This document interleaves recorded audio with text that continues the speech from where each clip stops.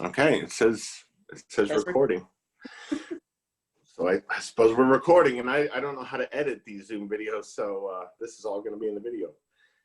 So I guess let's start with introductions. I will go first. Hi, everybody. I'm Jason, and my channel is Old Blues Chapter and Verse.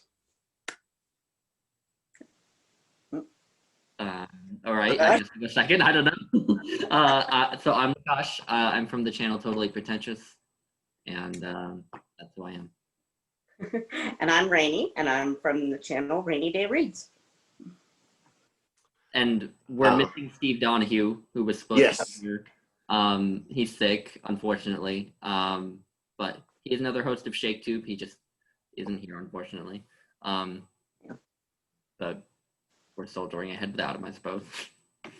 And Shaketube is an event that Lukas started, and this is the 4th year, I think. Yeah, I think so. Yeah. So next year will be the 5-year anniversary, which is kind of cool. I mean, it's a little milestone. So, provided the virus doesn't just decimate the world, and we're all here to do Shaketube next year. Fingers crossed.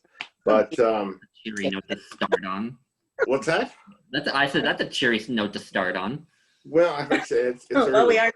It's early. If we were doing this in the evening and I had wine in me, yeah, it'd be a different story. But I'm still waking up.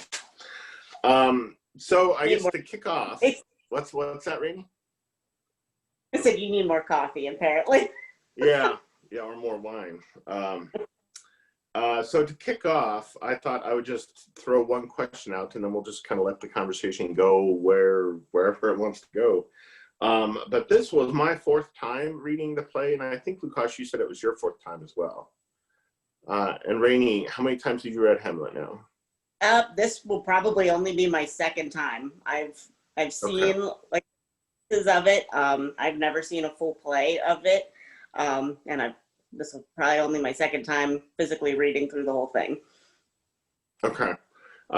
So basically, I just wanted to throw out there the question of what, if anything, did you guys notice about the play this time that you maybe didn't notice the previous times you've read it, or what are some things that you found yourself really kind of hung up on or thinking about this time more so than you have in the past with the play? And yeah, I figured we could just start with that.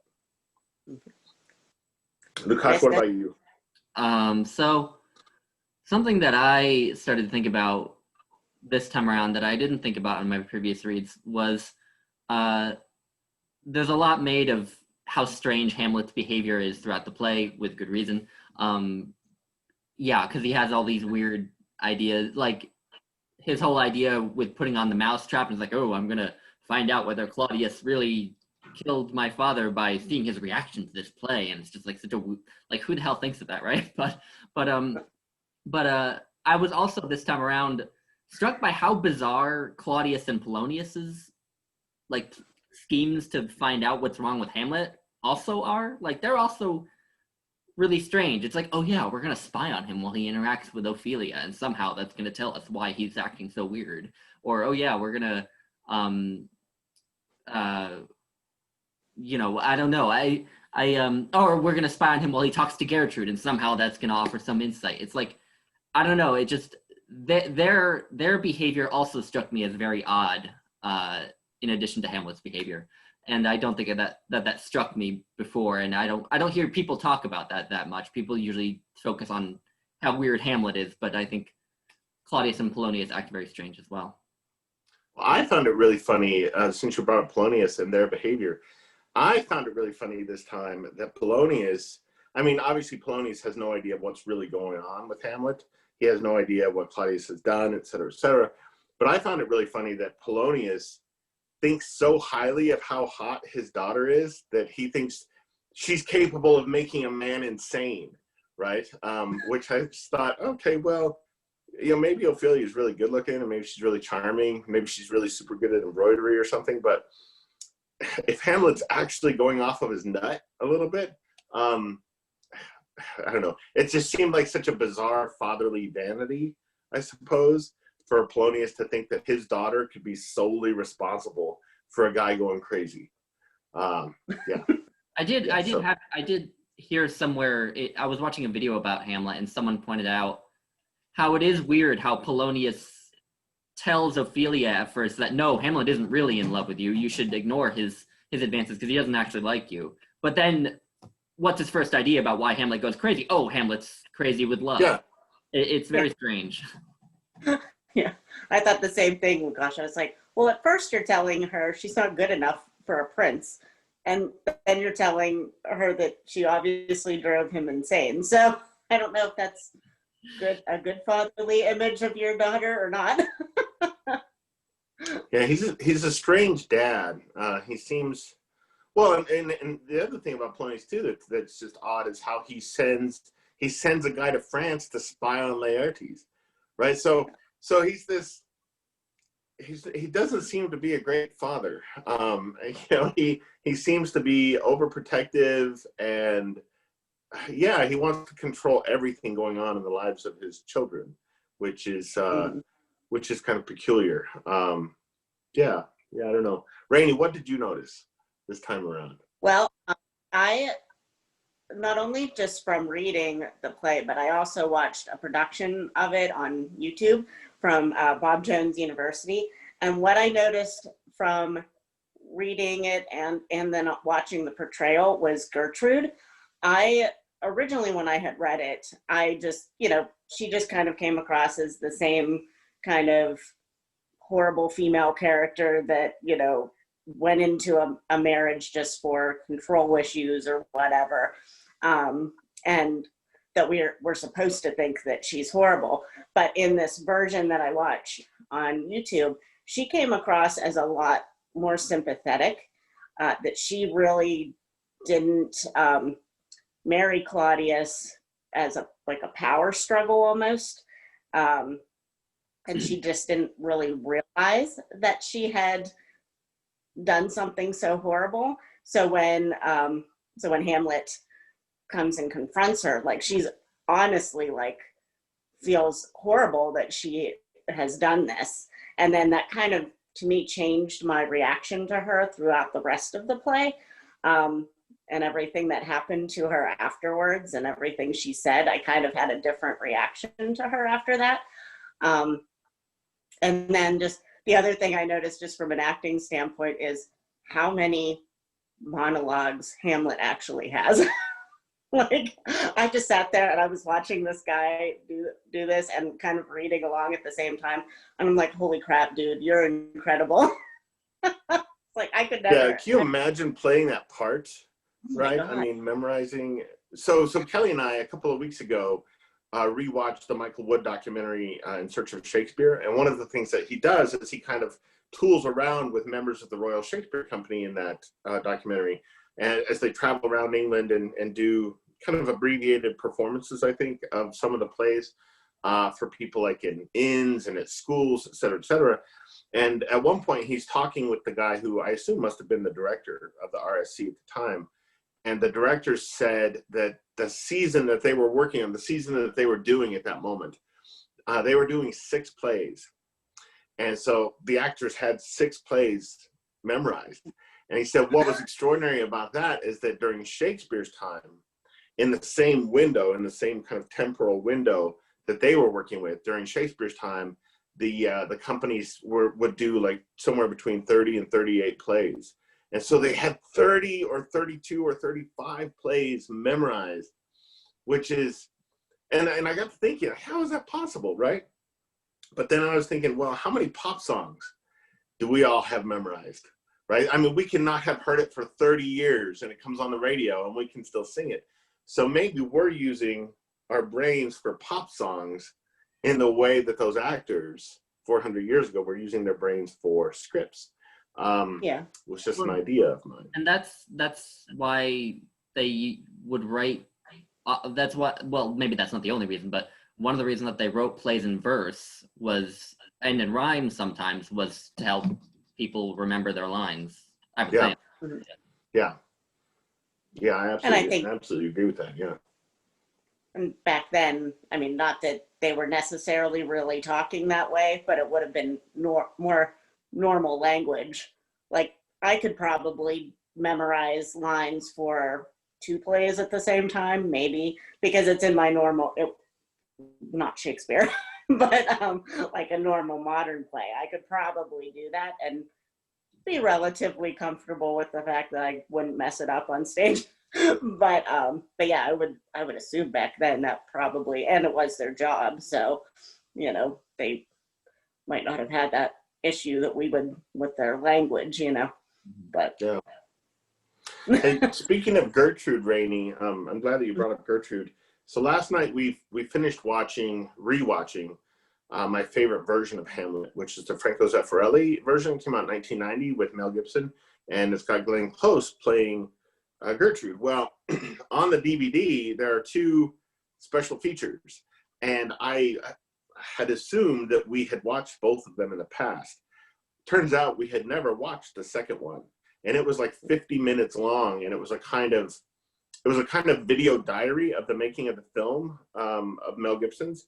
And so there were a lot of interviews with the other actors in that as well. And Glenn Close talked about how any actress playing Gertrude has to bring a ton to the part because there aren't many lines. She said that Gertrude only has 70 some lines in the whole play. And so it's really beholden on the actress to bring a lot to it and to communicate a great deal about what's going on in Gertrude with her body, with her face, because Gertrude's lines there's not a whole lot there. And a lot of those lines, she's just reacting to Hamlet too. I mean, Hamlet's going batshit crazy with her, and she just doesn't know what to make of what's happening. So yeah, I mean, and I've seen this crop up a little bit on Shaketube this year. You know, people talking about, particularly with Taming of the Shrew, people talking about how a lot of it is going to depend on how a production handles the material. And with a role like Gertrude, where there isn't a whole lot to work with, a ton of that is going to be, the responsibility of the actor bringing, whatever their own ideas are to the part to make it richer somehow. Yeah. Sorry to John. So I was glad that you brought up Gertrude as well, Rainey, because something that struck me too was that the just like dynamics between Gertrude and Claudius and between Gertrude and Claudius and Hamlet are actually, like, if you just looking at the text, they're actually really hard to pin down. Like I mean, we have one line from Claudius where he says, "Oh, Gertrude, whatever, she lives by Hamlet's looks," or something. He says something like that, which suggests that she, fawns over Hamlet. But, aside from that, there's not much to indicate what kind of relationship Hamlet and Claudius had before the play, or and like the relationship between Claudius and Gertrude could be done several different ways. I feel like it could be portrayed as a sort of cold marriage of pragmatism or whatever. But it could be done like they were in love. Maybe they were having an affair, but before King Hamlet was killed. It could be done in different ways, and then we know almost nothing, I feel like, about how Hamlet really feels about Claudius before the beginning of the play. I mean, so I was really struck by that too. I find it interesting that so the thing that I spent a lot of time thinking about this time that I hadn't thought about a ton in the past was Claudius. So I find it fascinating. So in a play called Hamlet, where the main character is like the most famous character in drama, Lukas, you found yourself thinking more about Polonius this time, and Rainey, you found yourself thinking more about Gertrude, and I found myself thinking more about Claudius. And specifically with respect to a couple of things, I found myself wondering, what were Claudius's motives? Why did he do what he did? And I always find myself with Shakespeare wondering about motives. For a long, long time, I didn't like Othello because I couldn't understand Iago. And then I read Stephen Greenblatt on Iago, and I realized that was the point. I'm not supposed to be able to understand Iago. But I always find myself searching for motives. And I noticed reading the play this time that there was a line, let me see. on 260. And it's a little thing, but sometimes little things can have a lot of meaning.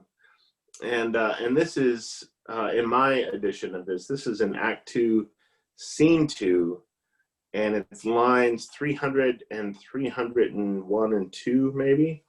But it's Hamlet talking to Rosencrantz and Guildenstern, and Hamlet says, "It is not very strange, for my uncle is king of Denmark, and those that would make mouths at him while my father lived give 20, 40, 50, 100 ducats apiece for his picture and little."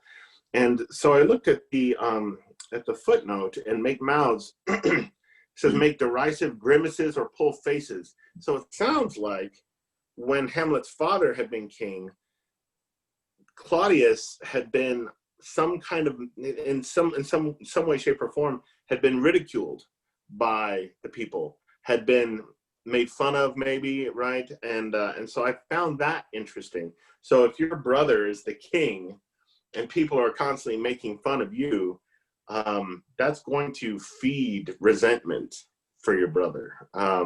So I thought that was a very telling detail, and I had never noticed that before. And then the other thing I found myself thinking about is why, so I thought it was fascinating that Fortinbras is basically in the same position as Hamlet is, right? Both of their fathers die. Both of them would seem to be next in line for the throne, but the thrones in both cases go to the uncle. And when we find out, when we learn that Claudius is writing to Fortinbras's uncle, I found myself wondering, is he afraid somehow that Fortinbras kind of mustering an army could somehow inspire Hamlet to do the same thing, right? That Hamlet might look at Fortinbras as an example of, so your uncle has the throne. Here's what you're doing, right? You're raising a small army to go and kind of get what is yours. You know, and so maybe Claudius is afraid that Hamlet might do something similar. But yeah. I found myself just kind of obsessed with Claudius and what was going on in his brain. And the fact that he's the author of this whole damn thing, all of this stuff. At one point, after Hamlet kills Polonius, Claudius tells Gertrude that Hamlet is the author of his own fate. You know, like whatever happens to him, like he deserved it because of what happened to Polonius. But Claudius is the one who sets this whole line of dominoes in motion, right? If he had never killed Hamlet's father, there would be no ghosts. Ophelia would be alive. Gertrude would be alive. Hamlet would be alive. Claudius would be alive. Polonius would be alive. It's all down to that one action. The whole play it's all down to that one thing. I found myself after I finished reading it going, the only person that deserved to die in that entire thing was Claudius. Everybody else was just kind of like a pawn in that whole scheme of his. And, you know, Rosencrantz and Guildenstern, they probably did not, you know, deserve what they got in the end. They died too, Gertrude, I didn't think Gertrude deserved it. Obviously, Ophelia didn't. I didn't think anybody in that play deserved to die except for Claudius. Well, and another thing I noticed this time around, so there was a part where the players come in, and let's see, what is it on 273? Yeah, 273, I think. Speaking of deserving these things, so the players come in, and Hamlet essentially tells Polonius to take care of them, right, to look after them. Polonius says, "My lord, I will use them according to their desert." And then Hamlet says, "God's bodkin man, much better. Use every man after his desert, and who shall escape whipping?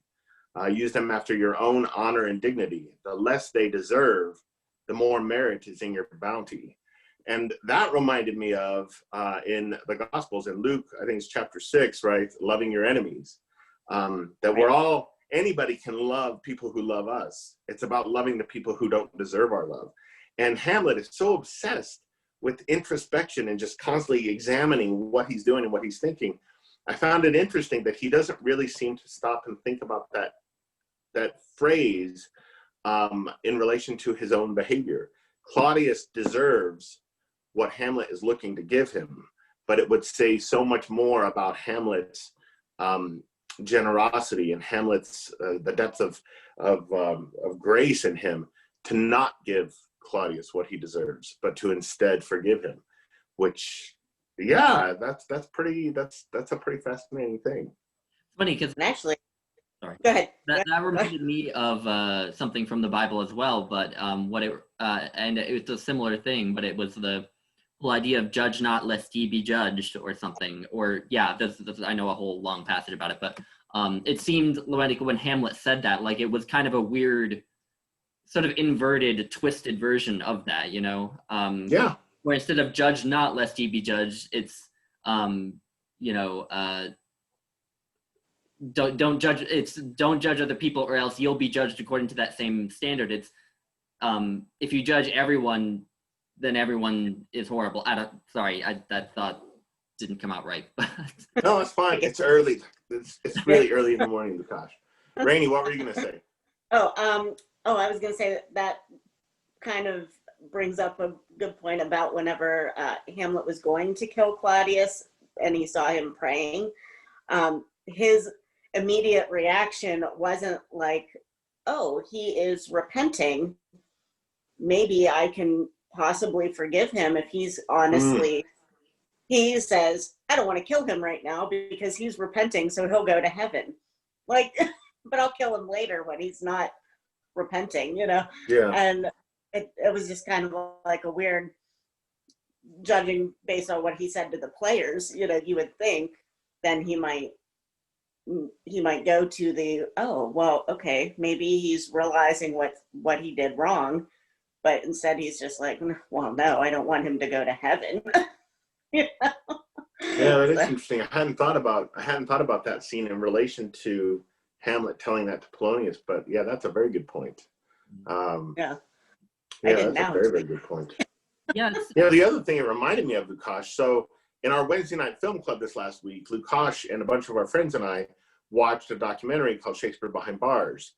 And it's about a Shakespeare program, right? So that this instructor of Shakespeare goes into this prison in Kentucky every year and works with a group of prisoners on a play. And that year they were doing The Tempest.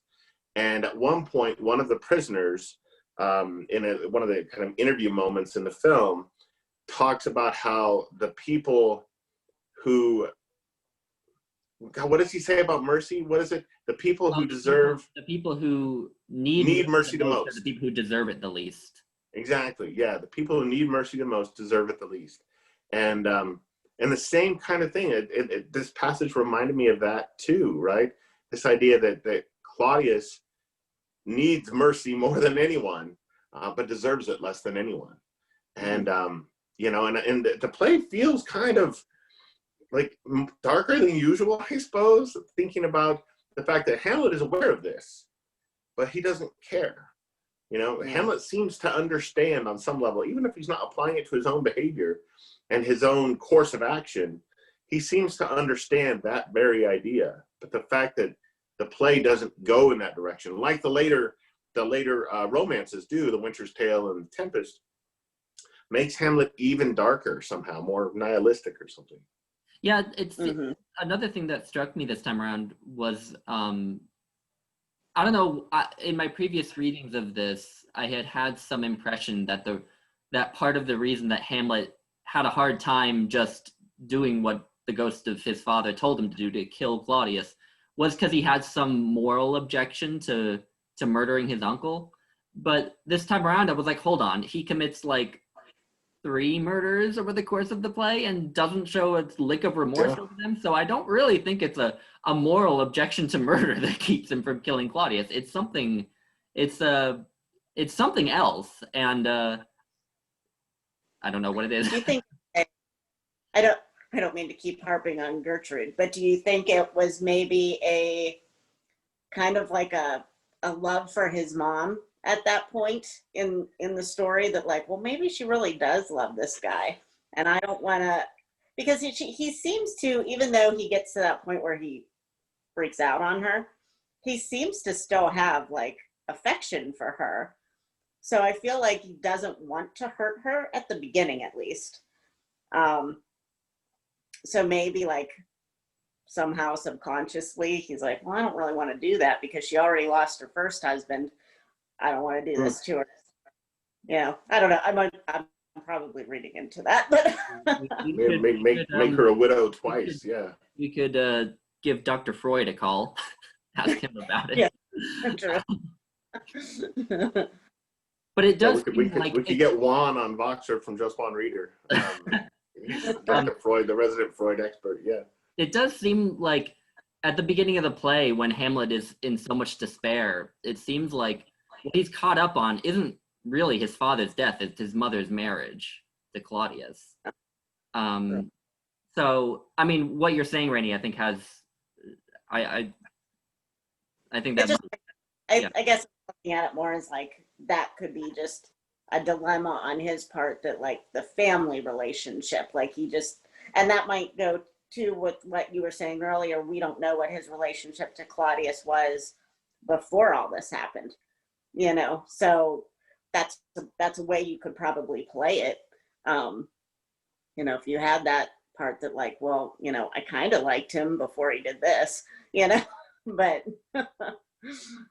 yeah. And that, I mean, Lukas and I were talking recently about the idea of a production being done. It could be a film or it could be a stage production, and situating in the production scenes that actually have no dialogue, but that somehow tweak the meaning.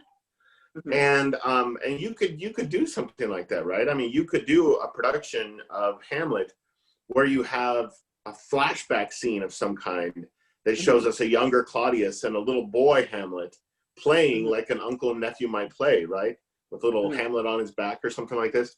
So that would be really interesting for a director to go there and to give us a kind of extraneous material visually that would really, really complicate the actual lines of the play. I love it when filmmakers do that. I've been more obsessed with that this month than I have any other Shaketube, and just watching films, like when I watched the film of Macbeth after, before rereading Macbeth, and then watching parts of the film again afterward, and just looking at the decisions that directors make. So for instance, in the Hamlet that we watched last night, the one with Mel Gibson, so in the scene where Polonius and Claudius are hiding, right, and they're observing Hamlet with Ophelia, in the play, that scene begins with the to be or not to be speech, okay? So they're listening to Hamlet give that speech, and there's no indication that Hamlet actually is aware that they're spying on him. Whereas in the Mel Gibson version of the movie, the Franco Zeffirelli film, they're spying on him just talking with Ophelia. They take that speech completely off of the scene and they situate it afterward, and it's just Hamlet completely by himself, and he delivers the speech in the crypt, down with all the skeletons and the effigies and whatnot. That's what. What's that? That's what Laurence Olivier did too, I believe. Really? To be or not to be. Yes. He spoke it like on top of the castle after the whole "Get thee to a nunnery" scene. Yeah, and so as written, what does it say about, I don't know, I suppose Claudius's and Polonius's understanding what's going on with Hamlet, that they are privy to that speech, because that is the speech.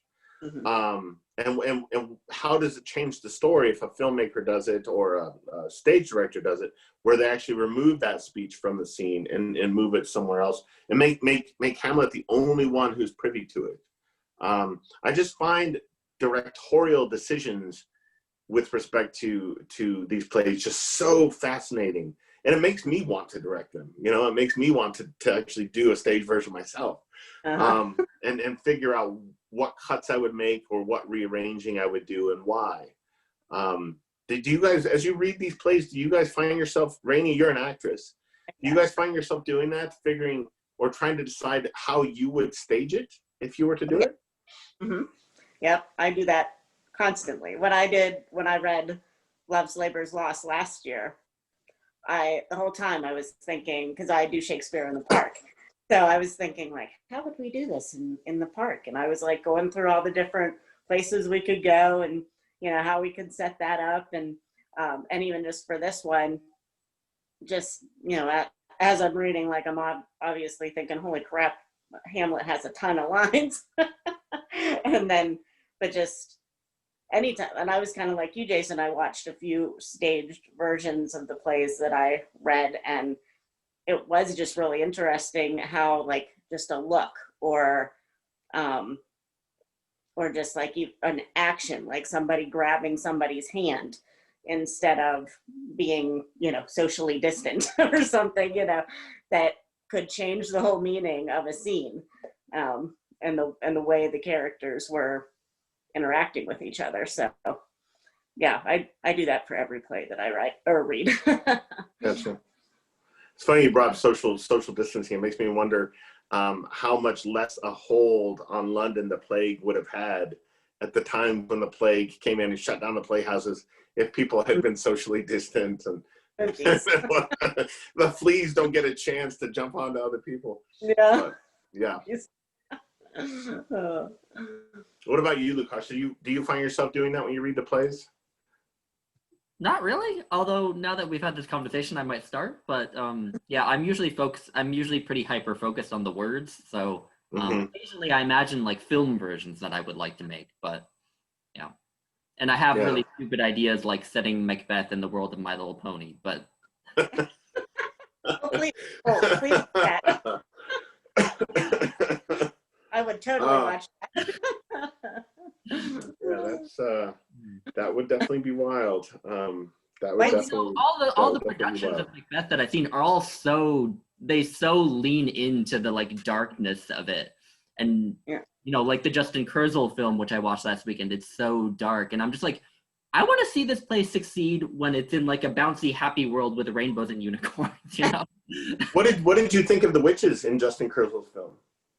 They were good. No, they were really good. The thing is with the witches is I actually see the witches as like semi-comic characters. Like there is something loony about them, and the witches in that one were very like serious, and as that they were really good. But I would like to see the witches done in a more humorous light because I think that there is humor to them. Sorry.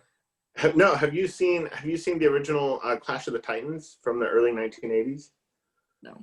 Okay, so as someone who loves the classics of Greece and Rome as much as you do, you should see that. For that reason. B, for the witches, the Stygian witches in the film, because I really feel like the spirit of them was kind of lifted from the page of Macbeth, because they're zany, they're kind of shrieky and cackly, etc. And I think you would appreciate the Stygian witches in Clash of the Titans. Plus it's just an awesome freaking movie. I love that movie, even though Harry Hamlin, who plays Perseus in the film, is just he's like a cipher. He's such a blank actor. He's like who's the guy, the Magic Mike guy, Channing. Channing Tatum, at the beginning of Channing Tatum's career, when he was doing like Nicholas Sparks stuff and everything, and he was like a piece of plywood, right? Instead of an actor, like he was so blank. That's sort of how Harry Hamlin is in Clash of the Titans. But apart from that, it's just glorious. It's just a wonderful movie. Has one of my favorite film scores of all time. But yeah, well, do you guys have anything else that you're dying to talk about?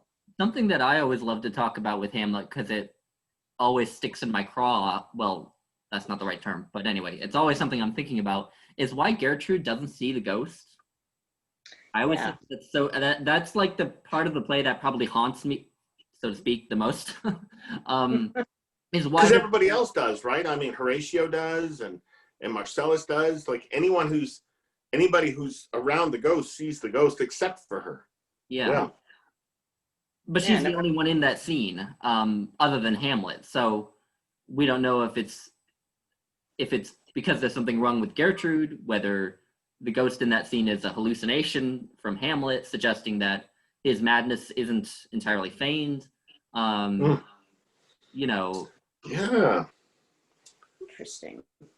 I don't have any thoughts on that. That's fascinating, though. I never really thought about it before. I never did either. Hmm. Maybe it was the ghost didn't want her to see him. Yeah. Because he's mad.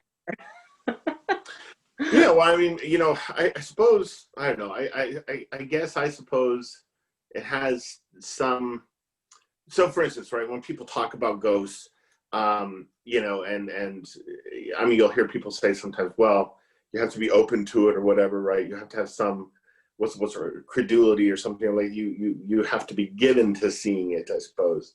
And maybe Gertrude, I don't know, just isn't. But if that were the case, you would think that Hamlet's behavior in that scene would make her more open to it, not less open to it. I don't know. It's not like they didn't know about visual hallucinations at the time.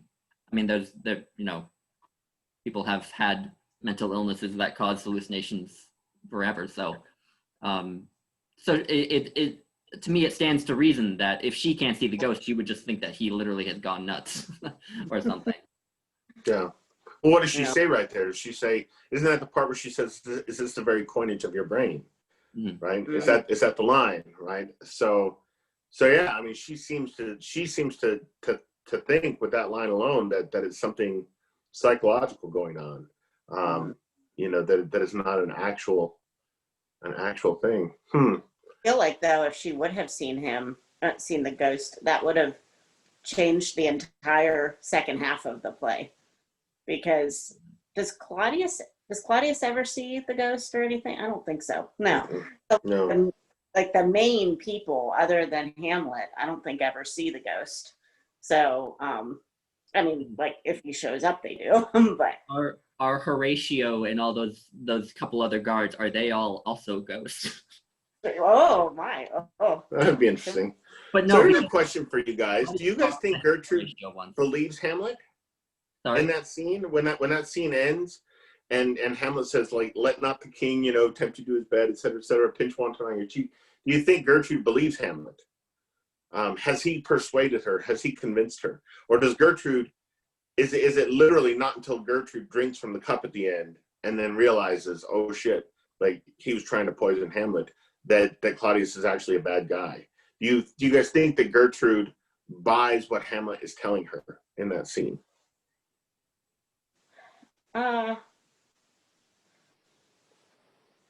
No.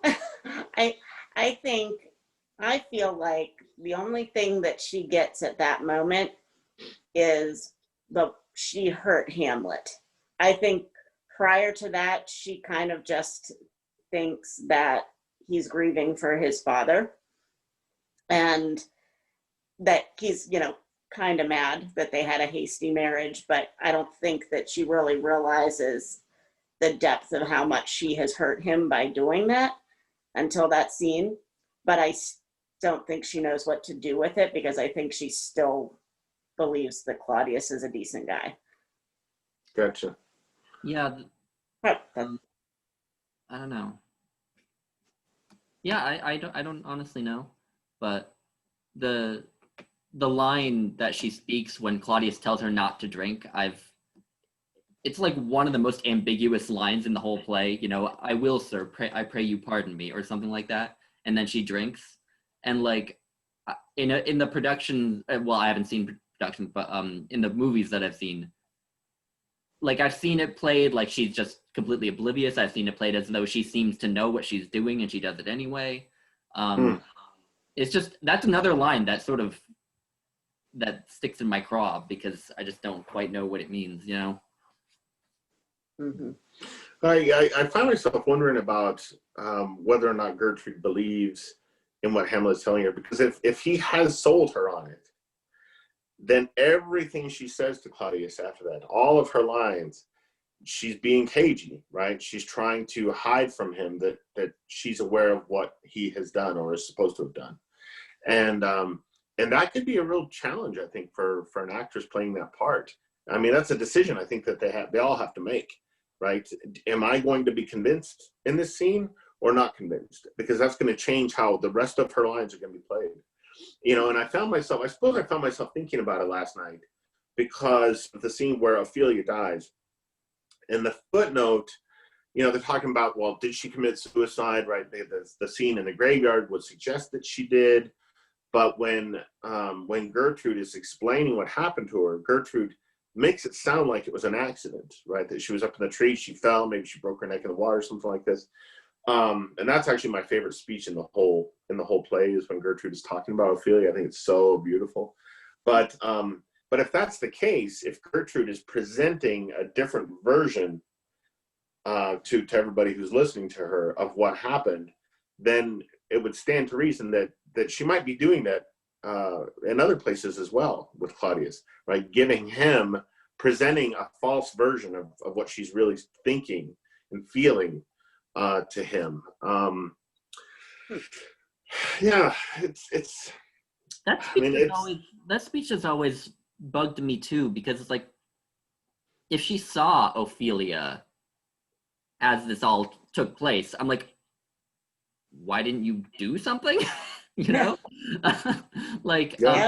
so that speech has always struck me as extremely bizarre. You know, either you know, it's like she's sort of casually admitting to just letting someone die. No, I mean, yeah, that's. I don't know. The more we're talking about Gertrude, the more fascinated I am by her. The character was 74 lines or whatever. Yeah. Yeah. The version that I watched, the Bob Jones one, they played her as, and this is what made me more sympathetic towards her at that point. She seemed genuinely heartbroken and sorry for Laertes at that point when she was giving that speech. So she was like crying and hugging him and like almost trying to relate what happened to her, whether it was real or not, almost like to comfort her or him in a way that there was nothing that anyone could do. It kind of came across that way. So I don't know if that was really the way it was meant, obviously, but that was kind of something that I was like, wow, she really is seeing that this whole thing is just going downhill fast, you know? And it almost seemed like she was panicking at that point, like that things were, you know, because of what they were doing to Hamlet and his whole psyche, that things were just going to go bad. So yeah, I was really struck by that speech too at that point. There's so much that actors can do with these lines, you know. I mean, it's part of the brilliance of Shakespeare, not just all Shakespeare, you know, but his best plays is that, man, they're just like, it's just a blank canvas. It can be done so many different ways. And I never really fully understood that. I think I've talked about this in a Shaketube video in the past, maybe last year. But when I was in graduate school, we did the first scene from King Lear, and I played the King of France. And I had never had to memorize lines before. I had never done any acting before. And in just memorizing his short little speech over the period of a month or something like that, I mean, God, I arrived at like 20 different ways that it could be done, you know. And if you just put an inflection here instead of there in a line, it changes the meaning of what you're saying. Yep. And I think it would be such a tall order to be an actor and to do Shakespeare. Well, it's like Mel Gibson was saying in that special feature last night. He said that he doesn't actually feel necessarily like it's a good idea to do a film of Hamlet. He wished he was doing it on the stage instead of on screen, because he would be able to explore it every night and do something new with it. Whereas, you know, filming a scene, if they do 8 takes or 10 takes, and in fact, his dialect coach, the person who was helping him essentially unpack the lines in rehearsal, she said in the making, or in the little documentary that we watched, that she saw Mel Gibson begin to doubt himself after take 4 or 5, and his versions of the take began to get worse after that, because she could see him questioning himself. And so I don't know. I mean, I suppose there's something to that, right? I mean, there's a reason these are plays, and as much as I love seeing films of them, you know, for instance, with the Justin Kurzel Macbeth, how cool would it be to see Michael Fassbender and Marion Cotillard doing that on stage and see 4 different performances of that production and to see what changes they make to their decisions from performance to performance. That would be interesting. Yeah, I'm actually really glad that I did watch a staged production of it instead of a movie, only because when you're on stage, you can't stop and retake it, you know. So all of those Hamlet lines, he had to have that down, or he had to somehow fix it if he got messed up. And there was actually a part in I forget what part of it, but Polonius was talking, and he did forget his lines, but it was like so smooth. He just was like, "What was I saying?" And because it was when he was talking to I forget the guy's name, not Rosencrantz and Guildenstern, but the other guy that has an R. Reynolds. He has the spy on Laertes. Yeah. Yeah. And so the guy had a piece of paper like he was writing notes. So he forgot what he was saying halfway through. He's like, what was I saying? What was I telling you to do? And so the guy like gave him a hint, you know. Yeah. So, but I love watching stuff like that because I know in a movie there's multiple takes until it's perfect. But in a stage production, there's no perfect. You have to do it or fix it. And it's just interesting to see how good actors can fix Shakespeare. And I'm not that good. I wouldn't be able to fix big monologues. Yeah, I think I would panic, right? I mean, I would just freeze like a deer in headlights and fucking run off stage or something. It's like a fundamental contrast in the 2 art forms, right? In film and in theater. Like you learn about some of the legendary productions that have been done of a lot of these different plays. And occasionally, if they were done in the second half of the 20th century, maybe you can find a video recording. But other than that, you know, you hear about Peter O'Toole playing Hamlet or John Gielgud playing Hamlet or something. And, you know, the people who saw that. And that was a temporary, transient, transcendent experience that those audiences had, but that no one else will ever be able to have. You know, I remember reading on Wikipedia about a production of Hedda Gabler with Maggie Smith, directed by Ingmar Bergman. And I was like, I would kill someone to travel back in time and see that production of Hedda Gabler. I would go with you. Yeah, I would tag along to that. But that's the thing with theater versus film. A film you can enjoy at any time, but a great production, you know, it's a transient art form. I don't know. Well, that's one of the things so a book that, it's weird. I read the first 100 pages of it twice, but I haven't actually gotten all the way through the book yet. Ron Rosenbaum wrote a book called The Shakespeare Wars, which is fabulous. In the beginning of that book, he talks about how it was I think it was in the 1970s, the mid to late 1970s. I think it was Peter Brook directed a production of A Midsummer Night's Dream. And Ron Rosenbaum saw it. And a number of other people who saw it at that time said that it was, apparently, like, it changed theater. It changed the way Shakespeare was done thereafter. And it was life-changing for Ron Rosenbaum. I mean, it was absolutely life-changing.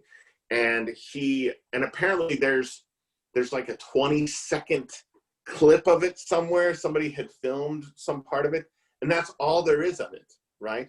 And Ron Rosenbaum, he goes and he tries to find other people, Shakespeare scholars, et cetera, who had seen that production and talk to them about it. And everybody he finds had the same response to it. And he's trying to recover it, right? He's trying to fix it more firmly in his head. And it's just a fascinating thing to read about in that book. It's, man, the first, I really need to finish it, right? Because the first 100 pages of it are so fascinating and so intriguing. And it's just all of these different rabbit holes that he goes down. And not just with The Midsummer Night's Dream, but also with Hamlet and King Lear, especially Hamlet. And yeah, boy, that's a hell of a book. But Yeah, I mean, it makes me reading about what that play did to him makes me wish I could travel back in time and see that production. Yeah, that but, book on my. so apparently we need to find the guy from Safety Not Guaranteed with his like time travel raft thing, because I don't think there'd be room for all of us in a DeLorean. I don't think there'd be enough room in the DeLorean for that. So, but we could all pile onto a raft. Yeah, I could maybe What's go that, on Rainey? but I'm pretty small. I could probably get on the floor or something. Is there a trunk in the DeLorean? Oh, Is there what? a trunk? Like, could you put me in the? Just somebody would have to get me out. Yeah, I don't know. I think I've seen the DeLorean, an actual DeLorean, one time in my life, and apparently they're really crappy cars. Yeah. Apparently they were really poorly built, but they looked cool. Yeah, they looked really cool. I'm putting the Shakespeare Wars in my Goodreads, so I can Yeah, remember Shakespeare Wars. Ron Rosenbaum. So what is, Okay. what is the Shakespeare Wars like? What is it? Is it just about productions of Shakespeare, or is it? No, so what's the subtitle of it? It's like Clashing Scholars, Public Fiascos. So in the first 100 pages, all the stuff about Hamlet has to do with the different versions of Hamlet, right? The different the two different quarto versions, the first folio version, and how different scholars believe just different things about those, like which one is the authoritative version. And apparently with a lot of these academics, it gets really personal. And I mean, he talks about how, I mean, friendships are broken because these people can't agree on things, and it's super interesting. He talks about just the process. I think he talks about Stanley Wells, who was the editor of the version of Hamlet that I read last year, and how Stanley Wells is of this school, and these other scholars are of these schools, and he interviews all these people, and just how the process of editing the play. I mean, some of these people spent 20 years. Like there was one editor who spent 20 years working on his version of Hamlet, and he interviews these people and about how it almost drove them crazy, and yeah, it's a cool book. It's a really, really cool book, and I don't even know what comes after the first 100 pages. I have no idea what the rest of the book is about. So, yeah. All right, you guys, should we end it there? Yep, I think I'm. Yeah. How long were we talking? About an hour. Yep, it's 11 o'clock. So. All right. Well, that will be the longest video ever on my channel. Might not be the longest on my channel. I'm too All right. Well, this was fun. This was really fun. We should do this at least once next year, I think. Yep. Yeah. Yeah, I like this format. Good. Yeah, it was cool. Thank God for Zoom. Yes. Yeah, thank God for Zoom. All right, you guys. Well, I will try to get this onto Google Drive. Lukas, I might be, messaging you later on, like trying to coach me through it. But and yeah, get it out to you so that we can hopefully get it on all of our channels. Okay. All right. Good. Cool. All right. I'll see you guys later. Thanks for joining us, everybody. Yeah, thanks for watching, everyone. Yeah. Bye. You made it to the end.